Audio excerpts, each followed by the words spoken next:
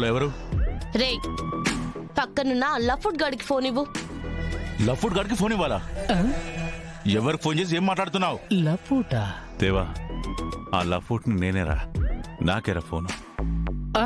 అదేంటి ఇందాక వెదవన్నారు, ఇప్పుడు మళ్ళీ లఫూట్ అంటున్నారు?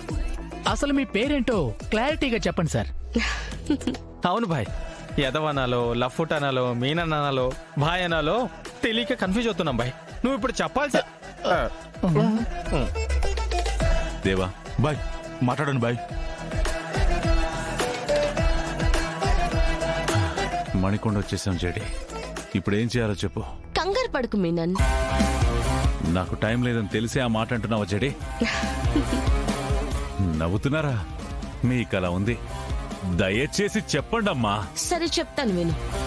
నీకు దూరంగా ఓ ఇల్లు కనబడుతుందా? కనిపిస్తుంది. ఆ ఇంటికి వెళ్ళు.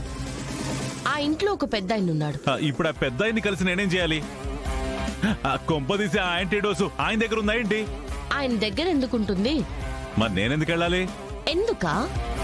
నీ నేర సామ్రాజ్యం మొదలైందే ఆయన కొడుకు మర్డర్.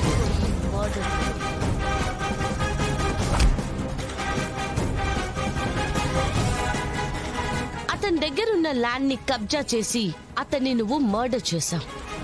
నీ నేర చరిత్ర మొదలు పెట్టిందే అతనితోటి. అందుకే అక్కడి నుంచే మొదలు పెడుతున్నాను. ఆయన కన్న కొడుకు ఆయనతోనే ఉంటే ఆయన జీవితం బాగుండేది. కానీ నీ స్వార్థంతో అతన్ని లేకుండా చేశావు.